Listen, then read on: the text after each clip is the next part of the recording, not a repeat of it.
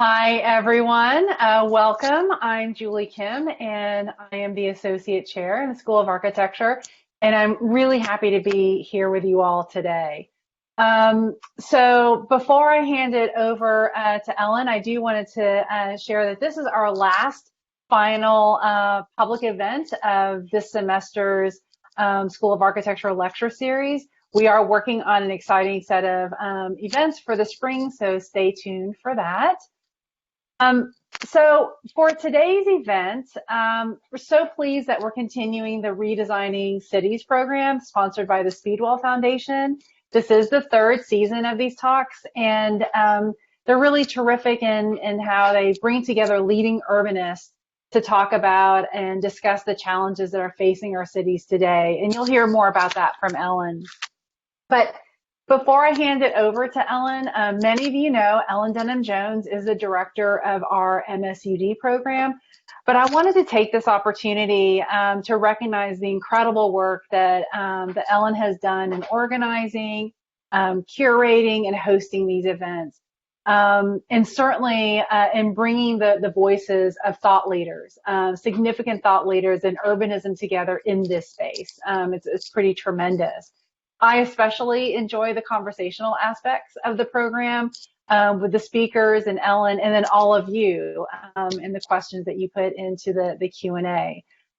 What's also terrific is that these events live on in podcasts, which Ellen and a group of students put together. So you're able to kind of go back and to revisit the conversations after the event is finished. So with that, I'm going to hand it over to Ellen, and Ellen will introduce our speakers today for episode 15, Redesigning Cities and Suburbs for Women. Ellen? Thank you so much, Julie. I am really delighted to continue this terrific series. So I am going to assume that you guys can see me, but I am about to just share my screen. So hold on. Welcome to episode 15 of Redesigning Cities, the Speedwell Foundation Talks at Georgia Tech.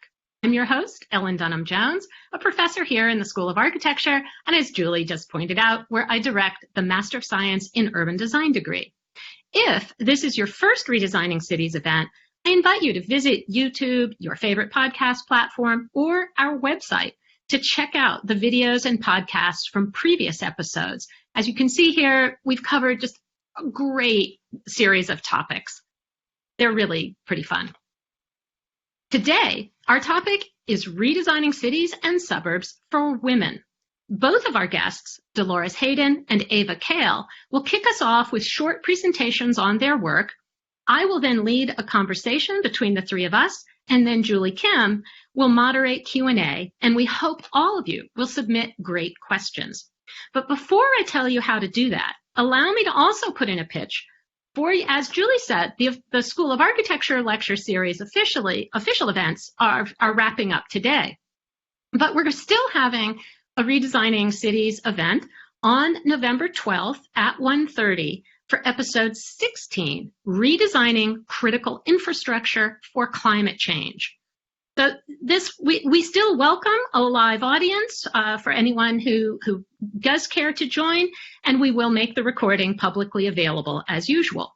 Brian Stone, Professor of City and Regional Planning, Director of the Urban Climate Lab here at Georgia Tech, and author of The City and the Coming Climate, will share his recent research findings and join me in a conversation with Doug Kelbaugh, former dean at the University of Michigan, and author most recently of The Urban Fix, Resilient Cities in the War Against Climate Change. So logistics for today, please post questions in the Q&A tab on the right of your screen at any time throughout the event. If someone has already posed a question that you want to see asked, give it a like. That will help Julie see which questions to prioritize. You're also welcome to use the event chat for comments, but we will not be screening that for questions. Be aware of that. You're also most welcome to comment on the event in Twitter or Instagram. I am really delighted to welcome Eva Kail, one of, perhaps the world's leading administrative expert in gender planning. She is speaking to us from Vienna, Austria, where she has been working for the city for over 30 years, improving how the city meets women's daily life needs and coordinating 60-some pilot projects in the fields of housing, mobility, public space, urban development, and social infrastructure. We have a lot to learn from her. Kicking us off tonight will be Dolores Hayden, noted architect, urban historian, poet, and professor emerita of architecture, urbanism, and American studies at Yale University. Her groundbreaking books on feminist architecture defined work in that field and honed her feminist critique of suburbia. I won't list all of her awards and fellowships, but I will stop sharing my screen and invite all of you to join me in welcoming Dolores Hayden to share her screen. Excellent. So I'm delighted to be here today to talk about redesigning cities and suburbs for women. This is a subject that I've been interested in for a long time. Years ago, I wrote a book called The Grand Domestic Revolution, which was about 19th century feminists' hopes to change the shapes of cities and suburbs, to acknowledge the fact that women wanted to be equal citizens, they wanted to vote, they wanted a larger place in society. And here in grandmothers and great-great-grandmothers' claims, I call them material feminists, and these are the kinds of issues they raised between 1869 and 1931. Compensation for nurturing work, shared workspaces for nurturing, quality childcare, nutritious food and food delivery systems, range of services linked to housing, and education for a life-work balance. These sound like very contemporary issues to me still. The first and most exciting in some ways story that I came across was that of Melusina Fay Peirce. In 1869, she organized a bunch of housewives in Cambridge, Massachusetts. They leased a building, cooked food and cleaned laundry, and then they presented the food and the laundry back to their husbands at home for cash on delivery. She was a sensation. The press picked up the story, many people wrote about it, and this is what she proposed for housing design. She thought every suburb should be divided into blocks, and that for about 36 houses, you should have a common work center where the cooking and the laundry would be taken care of, leading women to be able to do whatever they wanted with their non-nurturing time. Following Peirce was Marie Stevens Howland. From the 1870s to the 1890s, she campaigned for childcare for working women. She was a former teacher, and here's an example from the Women's Building at the Chicago World's Fair in 1893 of a design for a nursery with all kinds of special play equipment, as well as cribs and playpens. Mary Livermore was a very active suffrage campaigner, and she proposed that women who were handling the correspondence of the suffrage movement should seize their dining rooms as home offices and organize neighborhood dining clubs where 10 or 12 families could join together in having 3 meals a day to relieve the women for their political work. Here's an example of one that existed for 20 years in Warren, Ohio. Ellen Swallow Richards was a scientist, and she taught at MIT. She was the first woman hired on the faculty there. She wanted women scientists to develop neighborhood public kitchens, which would offer highly nutritious food to working women and their families. Especially in the 1890s, she did an experiment at the Chicago World's Fair called the Rumsford Kitchen. It looks like a small house with a welcoming front porch, and this, she believed, should be part of every neighborhood. Charlotte Perkins Gilman is a name that many of you will know. She was the author of a book called Women in Economics, which was a bestseller in the 1890s. She also wrote fiction about the feminist future. She argued there should be apartment hotels with childcare where single parents, who were women with children, could raise their children and have the support of child care center and cooked food delivered to their apartments. She also believed in kitchenless houses. And here is an example of a food delivery service coming to a house with or without a kitchen in 1900. And here's Alice Constance Austin, a planner in California, showing a model of houses that would be served by food delivery from a central kitchen in California. The last of the women I'm going to talk about is Ethel Puffer Howes. She was a philosopher with a degree from Harvard. She was a faculty member at Harvard and then eventually at Smith Women's College in Massachusetts. She argued that there should be a nursery school, a community kitchen, and a work-life curriculum to help students understand how they might be able to balance nurturing work and a career. Here's the institute that she built at Smith College, which ran for 5 years in the late 20s to 1931. Now, when you think about all of these proposals, they do seem to me to be things that we could still imagine doing. We could also imagine doing what was part of World War II in the Kaiser shipyards at Vanport City, 24-hour childcare, 8 hours, 3 8-hour shifts of childcare, cooked food for the women to take home when they finished a shift, and home maintenance so that they didn't have to worry about issues dealing with plumbing or carpentry in their apartments. They were valued workers. Now, we haven't seen those sorts of projects recently. After I wrote Grand Domestic Revolution, I wrote a couple of books about suburbs. One is called Redesigning the American Dream, looking at gender, housing, and family life, especially the middle of the 20th century. And the last was called Building Suburbia, looking at suburbs over an even longer run and thinking about mass suburbanization from 1945 on as being rather different from earlier proposals for picturesque suburbs or streetcar suburbs that were not built with federal money. Now, what happened in the United States in 1945 is that we had mass suburbanization and sprawl. A lot of federal money came into the construction process, mostly in ways that benefited white men. Federal mortgages were subsidized, but women and people of color couldn't get them most of the time. Federal construction loans subsidized private contractors. Federal support for highways came directly to states. Federal tax subsidies for commercial real estate came to develop greenfield developers of malls, big box stores, fast food places. But we had no child care, no federal support for child care. Nixon vetoed that in 1973. He thought that child care was a kind of communist plot. And we had the defeat of the Equal Rights Amendment in 1981. So in many ways, the dreams of the grandmothers and great-grandmothers were not something that we saw realized in the 20th century.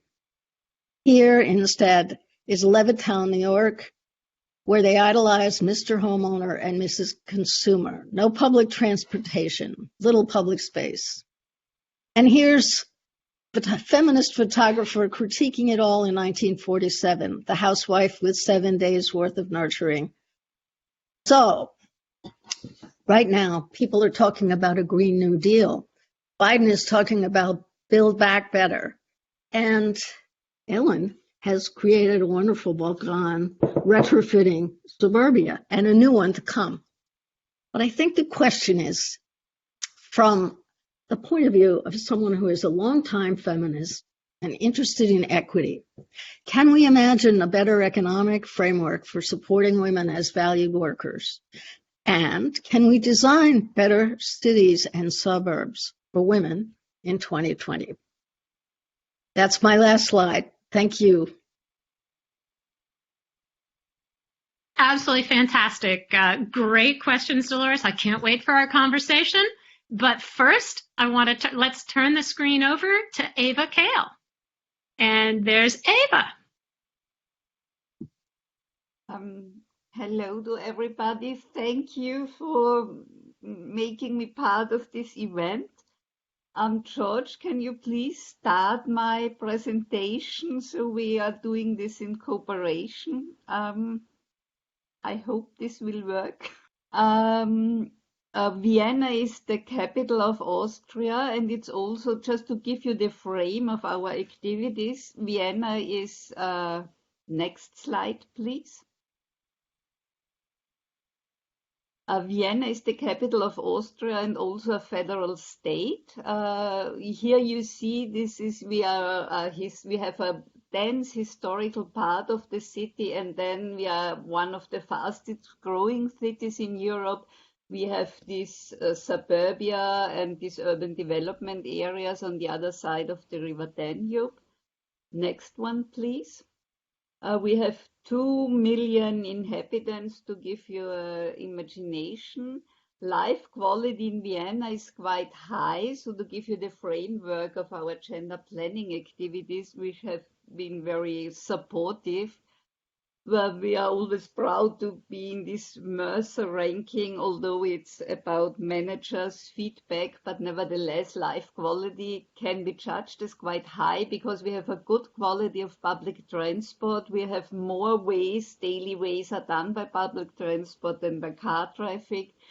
And housing for this Vienna is quite famous. About 40% of the population live in subsidized or social housing. We have a high and good level of public services and kindergartens, for example. It's the best supply in Austria. And we have a 30-year tradition now of gender-sensitive planning. And this impact of the gender planning is an urban structure. There was a focus all the time on a neighborhood level and the quality of everyday life. And for mobility, this I will show you in the next slides. Next one, please. We started with an exhibition 30 years ago, Who Owns Public Space? Women's Everyday Life in the City. And this was really, for the first time, 30 years ago, mobility and transport planning was really a male business, and there was no awareness at all about pedestrian issues. Nobody spoke about the quality of public space or women and girls' needs and interests. Dolores was in Vienna and has seen this exhibition, so it is in '93. And there was quite a lot of echo. And then next slide. This as the exhibition, because we did for the first time this separated mobility data of model split, and it was quite clear that pedestrian is really the majority of pedestrian are women. And then we realized the gender mainstreaming pilot district. This is quite a small district in a dense area of Vienna. And this district has a women's commission on the local political level, and it made a decision for gender mainstreaming. And so we involved 7 municipal departments that are charged with public space. Next one, please. And it was really small, quite a lot of small measurements, like broader sidewalks in a dense city like Vienna. We really had to fight for every centimeter, or it is a hilly district, so there were quite a lot of steps in the sidewalks. And the street construction department developed this solution, or safe crossings, traffic lights, so to give, for example, 3 seconds in advance, because many elderly people, they are really frightened if there are crossing cars, and in 3 seconds they are already visible. Or safety, a big issue. And this women's commission, they made night walks to identify spaces of anxiety, and they reserved a specific budget for improvement of the lighting. Or also we made the management workers aware that they should not only take care on the quality and control of the quality of the lanes, but also of the sidewalks, and also that sidewalks, cafes, nevertheless there is enough space for crossing pedestrians. Next. And all these small measurements all together, in the end, it was really an improvement of these crossing facilities or pedestrian or new sitting facilities. So it was really raising the level, and it was creating a network of good pedestrian ways. And we made a brochure out of that, and we distributed it to every local politician in Vienna and to every technical expert within the city of Vienna. By realized measurements, we just showed the advantages of these measurements. Next. This is our most recent project of redesigning public space. This is quite in a poor migrant area, with a lack of green space, and there was the chance to redesign a student extension of a metro line, and this was really a pilot for gender-sensitive participation methods. There were feminist landscape planners, they spoke different languages. There was a planning cafe with coffee and cake. Or here this just to give feedback on the wished atmosphere, and we decided by color and size the sex and age groups, and so I could identify that girls were much more didn't participate as much as boys, and so I really just could invite them on the place to give their opinion. Next one. This is our most successful mainstreaming project. This is about gender-sensitive park design. This is really, I think it was so successful because the city of Vienna is really has the ownership on the parks, on the management, and this was realized. So there was first a scientific social analysis of parks, again by feminist sociologists, and they realized that we have a problem, that girls up from the age of 12 there are much fewer girls there than boys, because the design was really orientated on boys' interest. And we realized 6 pilot projects, 4 of them with active participation of girls. Then we made an evaluation of these projects, and out of that and of the user experience, and out of that we made planning recommendations for gender-sensitive park and playground design. And this is now that we really can see that every design or redesign of parks in Vienna is now really based on these principles. Next one. We also made competitions for gender-sensitive competitions for educational buildings. So these are all-day childcare facilities from the kindergarten to primary school, and some also for up to 15 years old. Next one. Now going to housing. So we have realized several pilot projects. I want to show you the oldest one, which is, as far as I know, still the largest in Europe, at least, project in Europe, but also the latest one. There are co-housing projects, and as Dolores said, there are single parent mothers and elderly women living together, and there is a common cooking facilities. And so I think these co-housing projects have a big potential for improvement of everyday life. Next one. This Frauenwerkstatt was a design, a competition, and there were from 8 to make a urban design proposal and 8 architects have been invited, and 4 of them have then really done the design. And as you see here on the urban design, there is the different quality. You have courtyards, you have a central place, you have a central pedestrian axis here. And this quality of the different semi-public places was the decision why this was the winning project. Next one. Here you see this variety of open spaces, so they really have quite different characters. There are about 900 people living there and 360 housing units. Next one. But it's also, for example, a flat was developed by Elsa Prohaska, which is really adaptable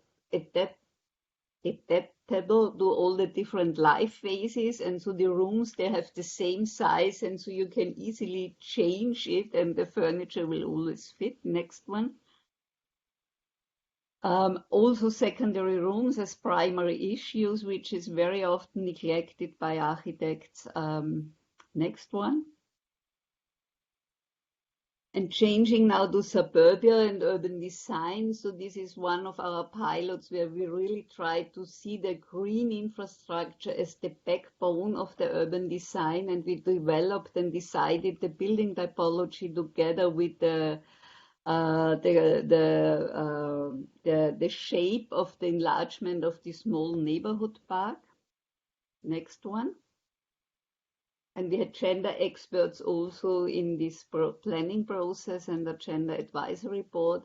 This is our biggest development area, Lake City Aspern. And as you see, and maybe this is the difference to Dolores' picture, so that the extension of the metro line was there before, just in the beginning, because this was an old airport. And now you see that the first tranche is realized, and there will be 20,000 people living there, and there is also the target that there should be as the same number of working places. Next one, please.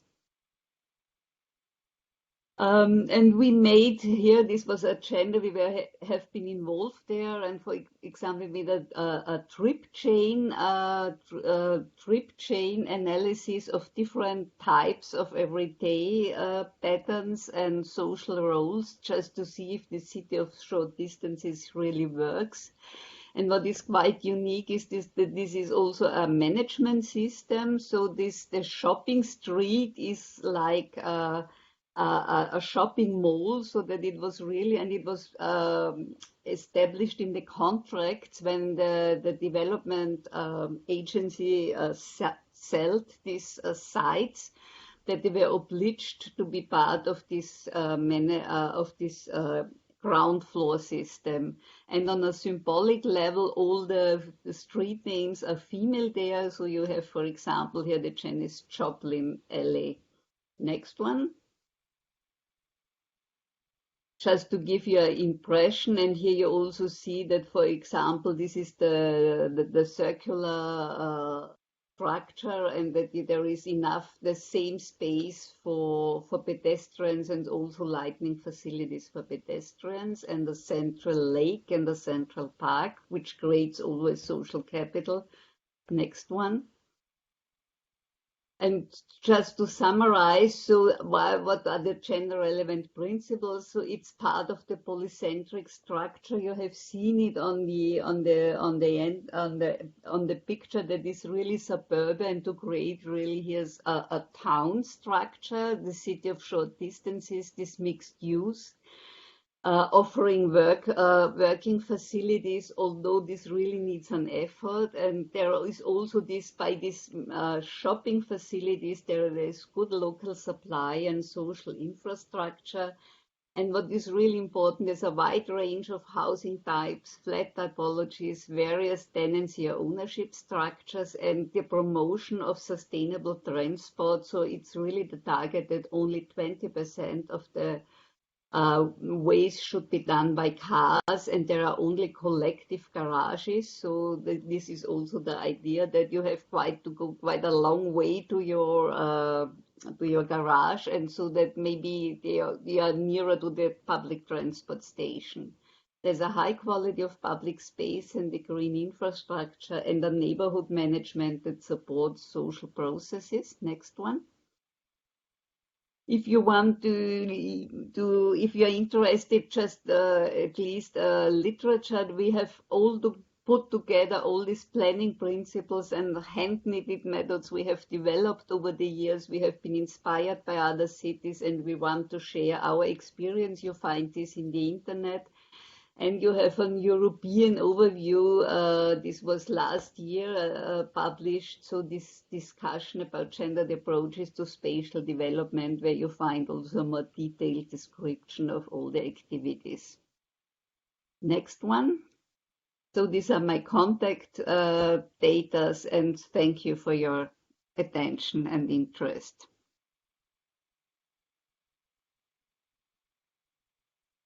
Thank you. Thank you, Eva. All right. So Eva, you can stop, or George can stop sharing for you. And Eva and Dolores, please turn on your video. And we're going to have, we got a lot to talk about. Not nearly enough time, but I'd like to just start the conversation. I think, you know, there's so much to talk about here, but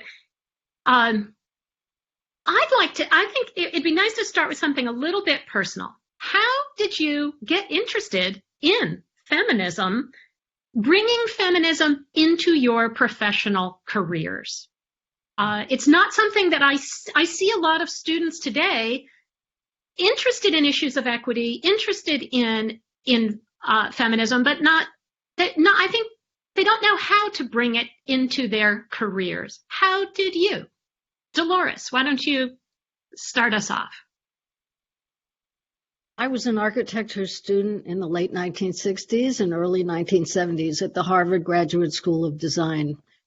And it became clear to me that even when we were asked to design a community building or some kind of housing project, that there was very, very little attention being given in any sense to the multiple activities that women would be undertaking there. And I wrote a book about 19th century model towns in the United States. And as I was wrapping up that book in the middle 1970s, I came across a few of the plans of the material feminists. People had totally forgotten that women had asked for all of these changes in the built environment. I was pretty sure there might be an article there, but when I got into the library, I've discovered plan after plan, and I realized that it had been a major part of the first wave of the women's movement. And by then, it was clear to me it had to be a book. Fabulous. Eva, how about you? When I was a student, I studied urban design.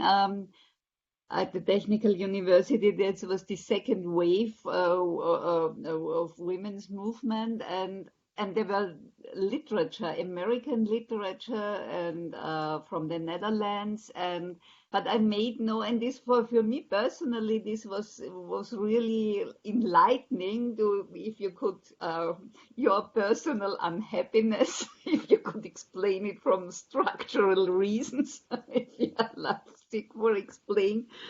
But I made no connection at all to my study, and then I get in contact with the literature of feminist German planners, and so in the 70s, there were the first pilot projects there. So I was only aware of the German-speaking discussion in German-speaking countries, and then I went to the city, started to work for the city of Vienna, and then this was this idea to start with this exhibition, and then really to make this connection to my practical work, and yes, that was the inspiration from a lot of feminist, hardworking women. But going from inspiration to then getting the city to put on an exhibition, we haven't seen that happen so much in the US. I mean, how did Vienna, did you convince the city this was something the city should be doing? How did the city get interested in gender mainstreaming? And when we start, the word gender mainstreaming didn't yet exist, so it was about women's issue at the time. And I think it was really quite a lucky circumstance that there was political support. Vienna has a long 100-year tradition of the Social Democratic Party was always, expect the time of fascism, was always the majority. And they have a very strong women's organization there. And I got in contact with the future secretary of this women's organization when I made my first district plan in starting for working for the city. And so together we developed this idea. And I think this is really, it needs political support or openness. But they also had confidence so that they have the experts and the enthusiasm within administration. So I think it was then, and I always said first there was the exhibition and there was a lot of interest from the medias. So there were 4,000 visitors, which is quite a lot for such an exhibition. There were radio televisions coming from Switzerland for the evening news. And so it was something new at that time. And politicians laugh if they get good reaction in the medias. So they realized. And then it was really this strategy to realize pilot projects first. And pilot projects, they are not such a threat for politicians because it's just, let's try. And if it functions, then they could again open it and make photographs and invite the medias. And so this was, I think it was a constant, it was encouraging the results for the politicians, and they realized that gender really stays for a quality approach, that it really improves the quality of urban development processes. So Dolores, why didn't it happen in the U.S.? Why didn't the U.S.? We were building cities for Rosie the Riveter, and yet why didn't the U.S. go in the same direction as Vienna? I think the problem in the United States is that the real estate industry has been driving development since the 1890s with the support of the federal government. But the government is not taking on a leading role in building affordable housing. The government is not taking on a leading role in making sure cities are safe and that public space is equitably shared in all kinds of neighborhoods. So there is a European tradition of socialist parties and labor parties and central control over urban design that we simply don't have in this country. Instead, we have the real estate lobby is probably one of the 2 or 3 most powerful lobbies in the country, along with things like, the folks in the defense industries. So private real estate developers have been doing very well with all kinds of tax subsidies, tax deductions. I mean, when you read the stories about our current president and his financial complications, there are many, many bits in there about all kinds of ways that he's had tax subsidies for his various successful or failed real estate developments. And many people don't really pursue this, but we've had very little federally supported public housing. The federal support all went to various kinds of private arrangements. And this has definitely disadvantaged women because there's an old stereotype that the family is a white male family with a worker father, a housewife, mother, and a couple of kids. And this is no longer the American family. The household types have changed tremendously. The single people are now the largest household type, whether they're young or old, whether they're urban or suburban. That's the dominant household type. And we also have many single parent families, often headed by women. We have a lot of same-sex couples. The married couple with children, that was the 1950s stereotype, is now only about a quarter of American families. And yet, whatever housing is is created out there is often created for that stereotyped family. So what's happened? What's good for women? Who's picked up the burden? Well, I think it's pretty unclear. Many people feel totally stretched, and women are a lot of the essential workers, especially women of color, the nurses' aides, the restaurant, kitchen workers. We've seen this in the pandemic.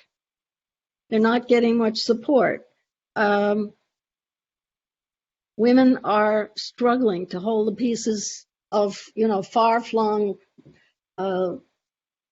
labor requirements that they're trying to deal with, their own jobs, their children's needs for school or recreation, their husband's needs, the family's nurturing work. It's a kind of endless and exhausting cycle. But yet it's been very difficult to organize, to push back on that and get to something that looks much more like Vienna. So, it's interesting to say that really the way to get more feminist urbanism is only through the public sector, which seems to me to kind of deny the market, because just as Dolores, just as you pointed out, household types are changing. The stereotype in real estate is that it's always the woman who picks the house. And yet I certainly find myself wondering, that model of the suburb, the 1940s Levittown American suburb, yes, at that point, most women were housewives. By the 70s, women were entering the workforce enormously, especially in the suburbs. And now, where most women by far are working, and then but while they're also, if they are raising children, why are they still putting up with this model of a suburb or a subdivision that is really based on a stay-at-home mom and isn't in any way really accommodating the fact that they're working a double shift, they're working a job, and they're still doing the majority of nurturing? Well, I think one question comes with the language that you just used, Ellen, and the double shift, the second shift is very important, the paid work plus the nurturing work. And I'm always careful to say paid work when I'm talking about a job and nurturing work or unpaid work to cover the nurturing, because I think it's often the case that people say things like, well, my wife doesn't work, meaning that my wife is only spending, 10 hours every day on the nurturing work, and she doesn't actually do paid work in addition. So we have to get all that work, all that caring work recognized, caring for the young, caring for the elderly, and caring for the men in the family who are not doing their share. But that's a project that is very difficult to implement in the United States. And so I've asked myself, where are there institutions picking up on some of these services? And I think megachurches in America have started providing childcare and after-school care, and many of the things that the government has chosen not to subsidize in a more neutral way. So I think it's drawn many families into the megachurch world who might not be there if it were not for the whole set of important services that they've picked up on. I would much rather see those services in a housing project than in a church. Yeah. Well, Eva, Vienna, it does have a remarkably high percentage of housing that is actually built by the city, and it's very high quality. But now that standard has been raised, do you see is the work that is being done by the private sector, the housing that's being built by the private sector, also now following some of the same models that the city is putting in, or is the market not demanding that? The problem is that we are a fast-growing city. Yes, so the housing market does not really function because the consumers, they don't have power.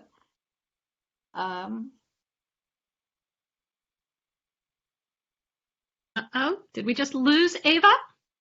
Now I'm here There. again. Yes. I really, when before COVID, there were quite a lot of delegations, and when I go with them to our urban development areas, I just let them guess which are the subsidized housing and the private housing.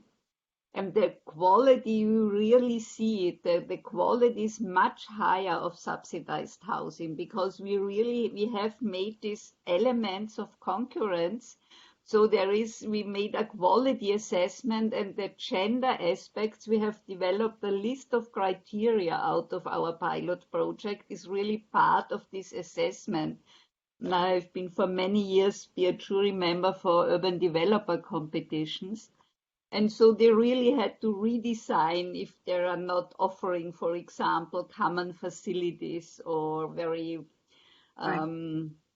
bad design. And this you don't have so I think this is like a kind of consumer protection. And this is the chance with subsidies that you can define the criteria.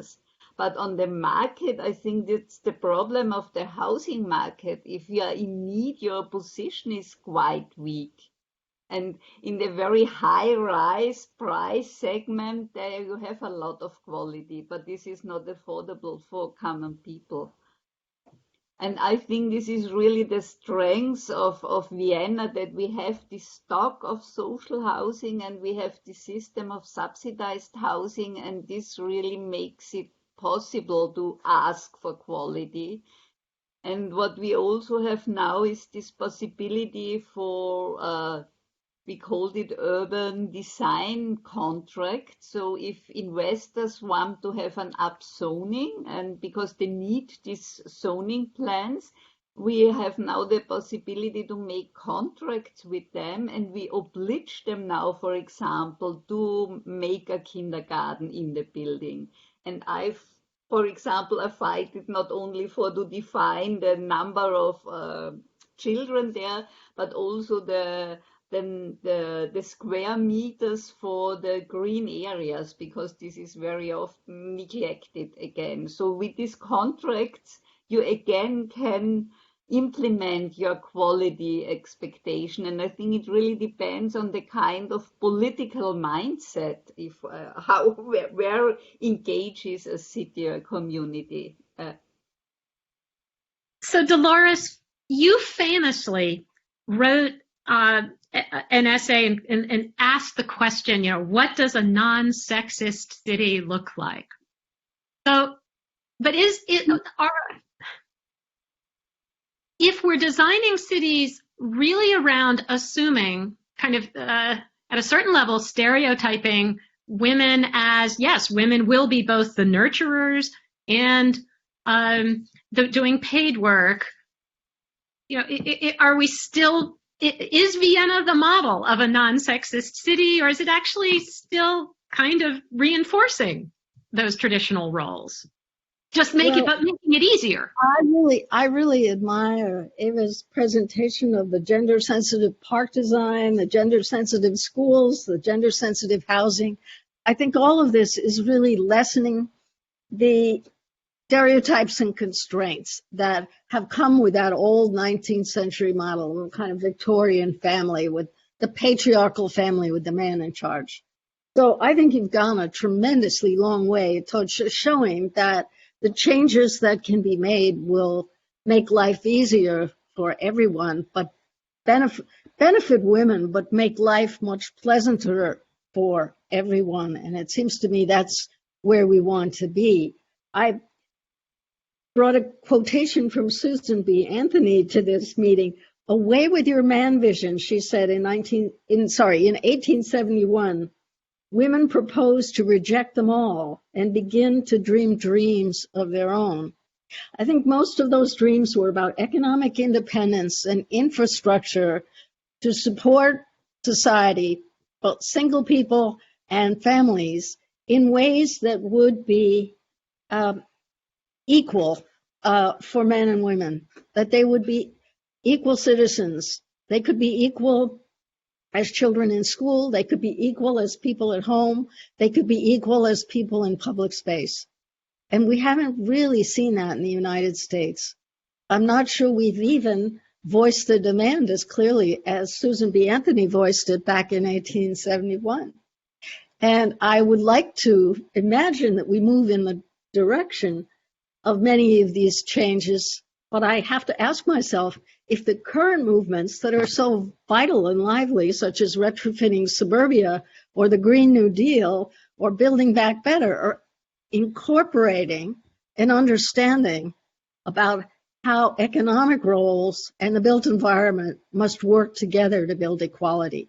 I feel often there's, in some cases, an emphasis on something like the minimum wage, which is very appropriate as an economic equalizer, and then an emphasis on something like the physical form of public transportation, which doesn't always immediately reflect a gender sensitivity.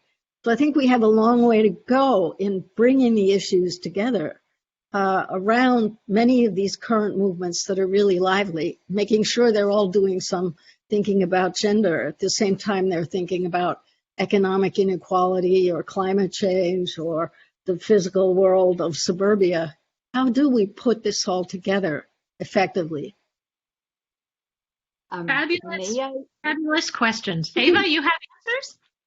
Just one remark, because I am asked this quite often about this, is this fixing stereotypes, this gender planning issue. And I think you really have to make the distinction that you can't influence the shift or the share of unpaid and nutrition work between the sexes. That's not that you can't influence by architecture, but you can take it as a task and a functional demand seriously. And hopefully it will be a 50-50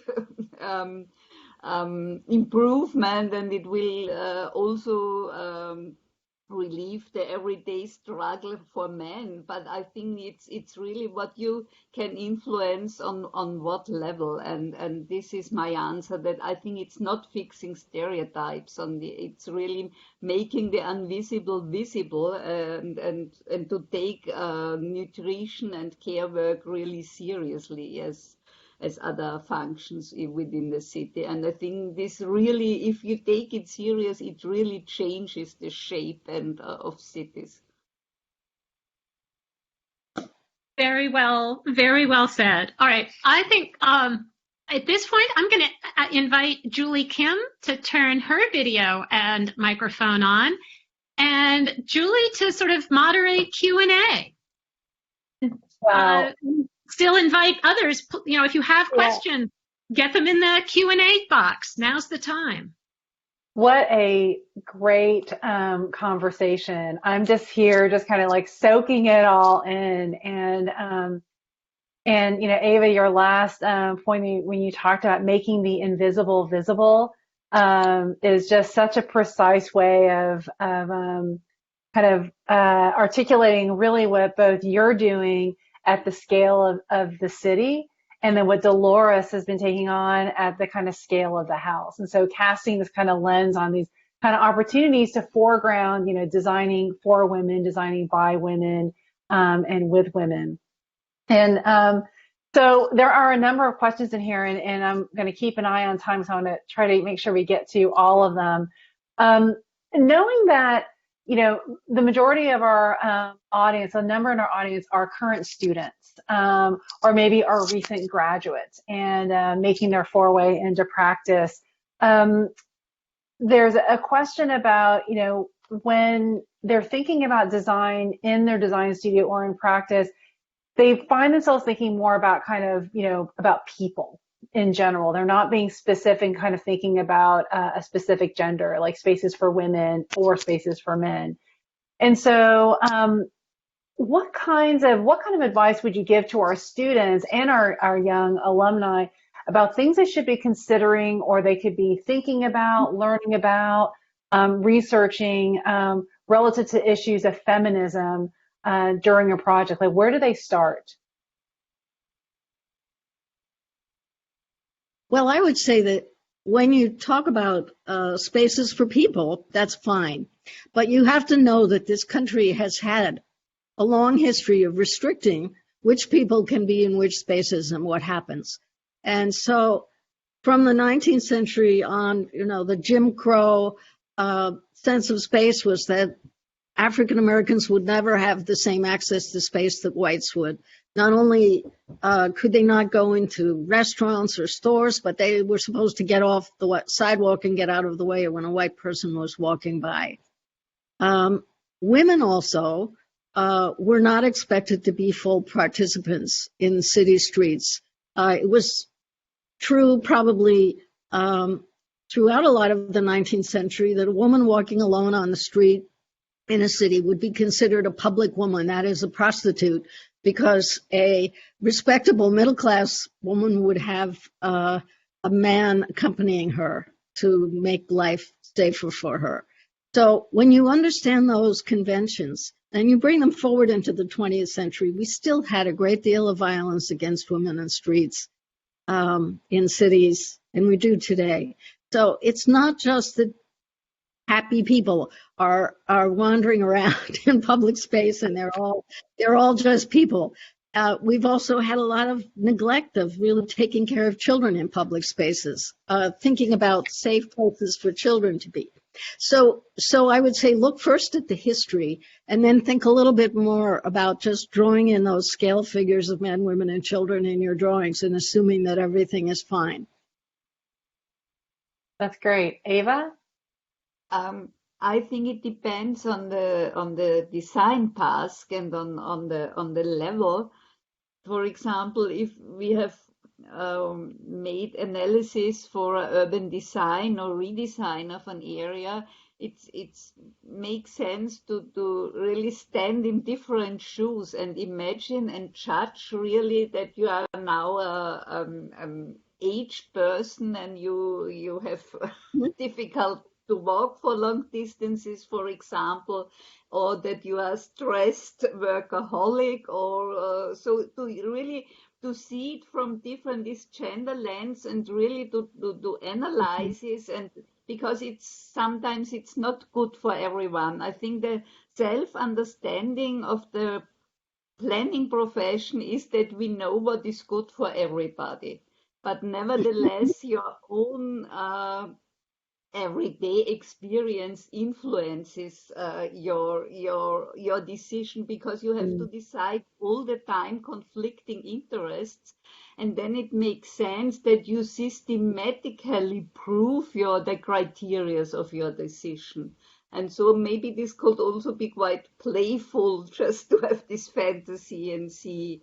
And it also works on redesign of public space. We make in Vienna, for example, social analysis, and just really also watch people what they are doing, not only ask them, for example, what they want to do, because then maybe they just describe pictures, but watch what are they doing. And so really, and again, to be also, for example, homeless people. So this redesign of this Räumenplatz I showed, they really, because not even on this low threshold participation methods people won't come. So maybe you really have to go to the homeless and talk to them, or to go around with a blind women, what the feminist planners did. So really to take, because be aware that you don't have the everyday experience, but you have to sharpen your social intelligence. And then I think the art is really to translate it to technical criteria, because it's really disconnecting those different worlds. Social workers are sometimes very sensitive, but they really hard can translate it to spatial criteria. And so I think this is really connecting these two worlds really helps.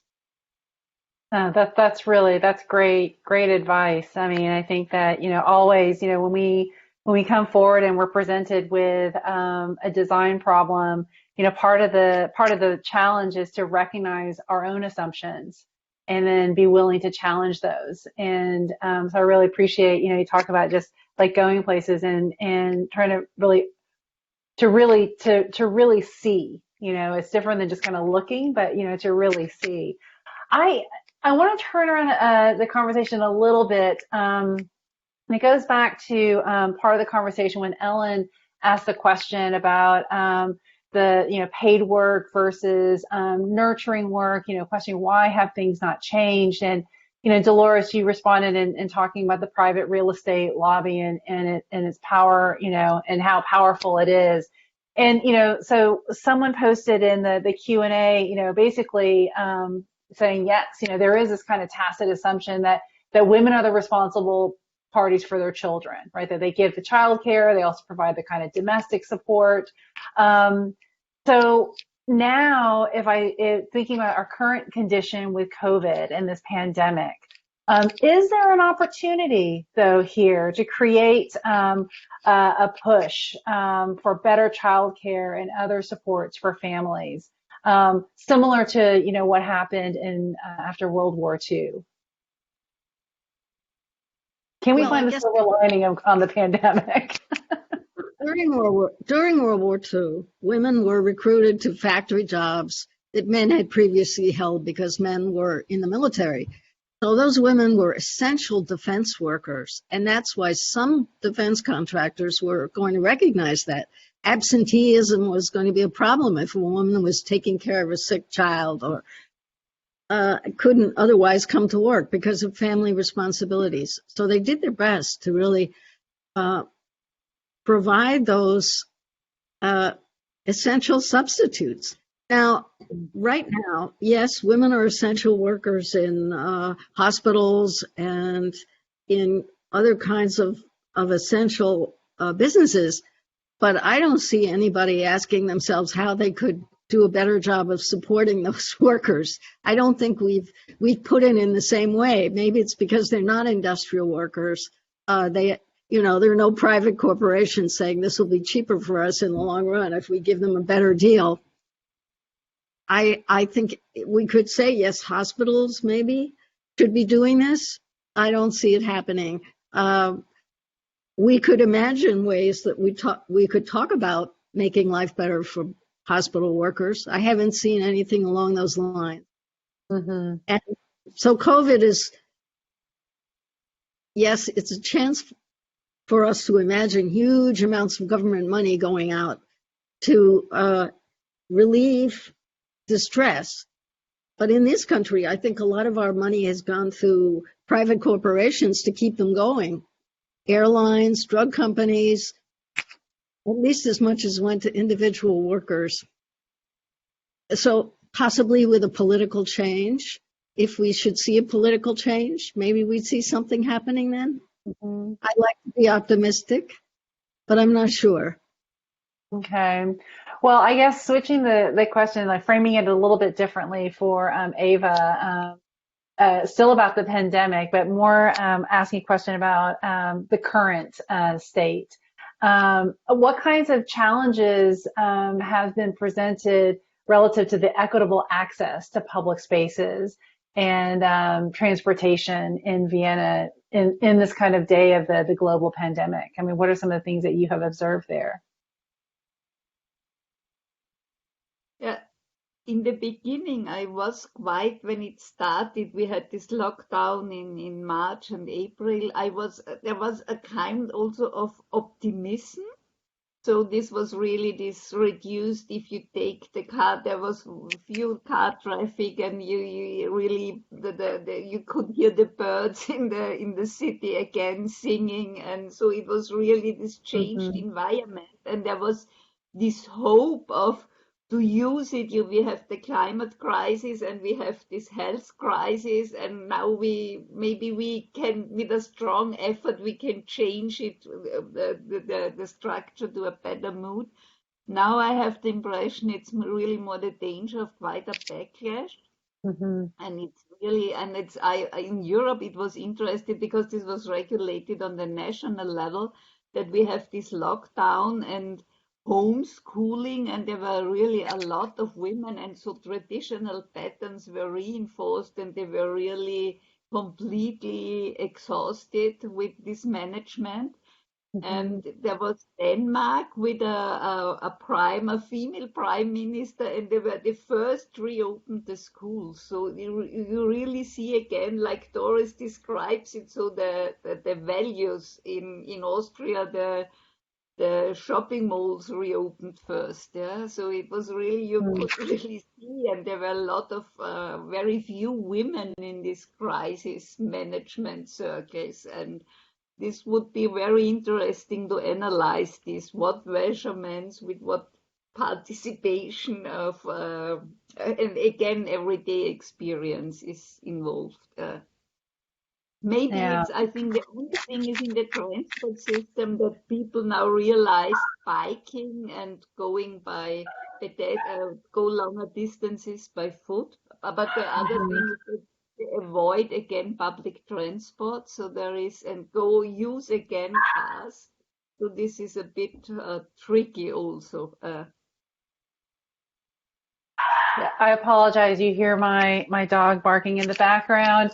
I think he's just excited at the car, or she's just excited at the conversation that we're having right now. So she's letting us know that she approves. A question. This is another one for you, Ava. It's a very specific question, and actually, it's one that I had also thought about when I was, kind of learning more about your work and the impact that you've had. In your efforts, and it was related to playgrounds. And you talked about the playgrounds, and that it seemed that they that girls were not as excited about playing on the playgrounds. And so, a very direct question is, what makes a playground more attractive to girls? Uh,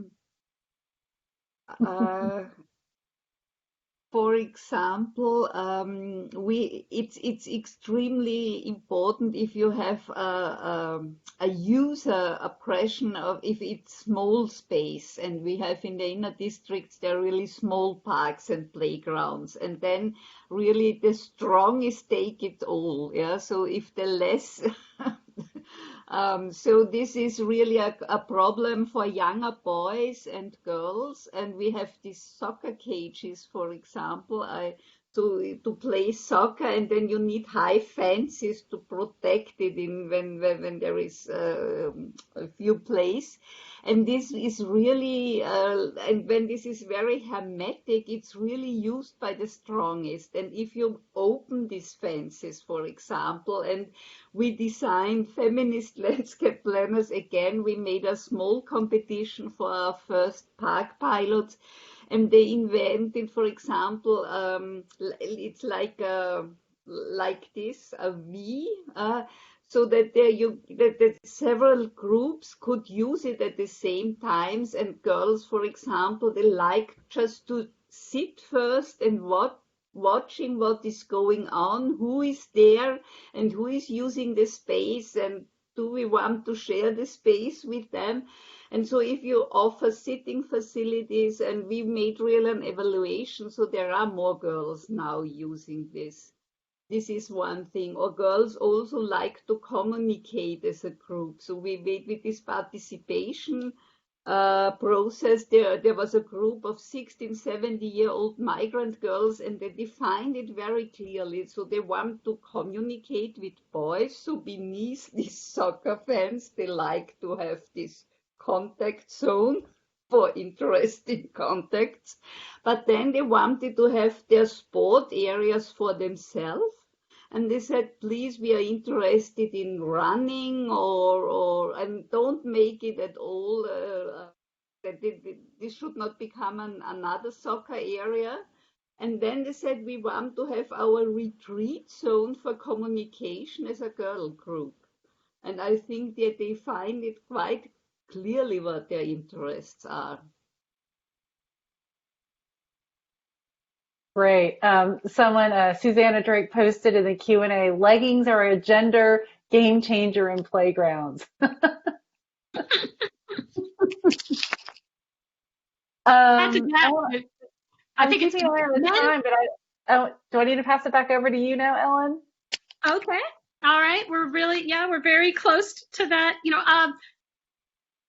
I will use my prerogative as host to still ask kind of a last closing question. And I was going to ask kind of, what are the top 2 or 3 things you would advise students? But actually, I think we've already covered that. Instead, what I want to ask is, we've talked about sort of cities and suburbs. We haven't really kind of compared the, what would you advise all of our students, male and female, and we've mostly kind of, I want to get I'd like to imagine the male students as the audience for this. But how do you see, Dolores has at different times has used the phrase that the U.S. tended to market the dream house more than the ideal city. And so, how do we get more people to, as these students graduate and start making choices about actually purchasing homes at some point, once their student loans are at least a little paid off, how should they go about thinking about just the differences between living a more feminist lifestyle in a city versus in a suburb, looking for the dream house, the ideal city? Riff on that in some way. It's not really a very clear question, but well, I think what I said was that Americans in the real estate world tended to promote the ideal city, the ideal house or the dream house rather than the model neighborhood. And in a model neighborhood, you would have public space and you would have ways and places for people to connect. You'd have a balance of private space and public space. And we haven't done that very well in the United States. People built thousands of homes in tracts without any model neighborhood interest whatsoever. So when it comes to young people now actually asking themselves where they might want to live, some older neighborhoods, which were built in and around older town centers, often may have that feel of a balance between neighborhood and housing, individual housing. But often those are so expensive, they are so prized that almost nobody can afford to live in these places. And indeed in cities, if you think about what are the best, considered to be the best neighborhoods in American cities, often they're places where the density is not over the top, where there's some combination of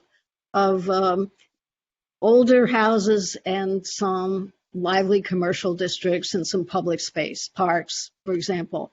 But again, those will be the most expensive neighborhoods in American cities.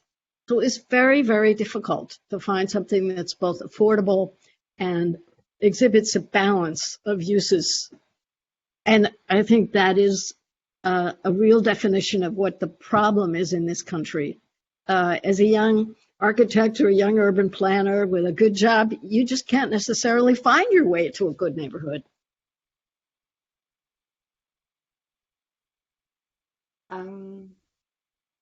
My answer would be, I think it's, as a planner, your job is also to make the spatial arrangement of facilities. You can't change you can't invent, you have to use what is possible. And I think there are tools like these strip chains, for example, just to support, for example, that you make a spatial arrangement where you create frequency, for example, or you make a neighborhood management. If you can install and to offer some facilities. So, for example, with these contracts again, so that you have some spaces indoor or outdoors. We called it also the white spots, So if it's possible that what then are really the needs? I was quite impressed by examples from the Netherlands where they managed from a developer area to hold a small unit and really see what people need and how they fill in. And so, and the city of Munich, they really called it white spots and for open, for green areas, and then to see what people want and to give room for participation. And I think this is also not to design everything until the end, but also to give this kind of flexibility and adaptability. Yes, I think this could add quality in structures. Well, I think it's Andrew Rudd in the chat and in Q&A has rightfully pointed out, women's rights couldn't be more important, and in some ways couldn't be more threatened in the U.S. and throughout the world. The pandemic has more American women have dropped out of the workforce in the last month than ever. I mean, it's been quite a cliff.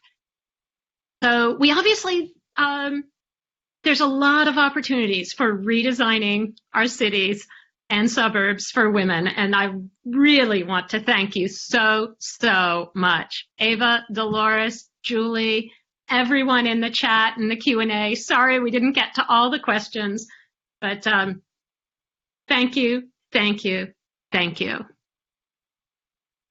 for having me.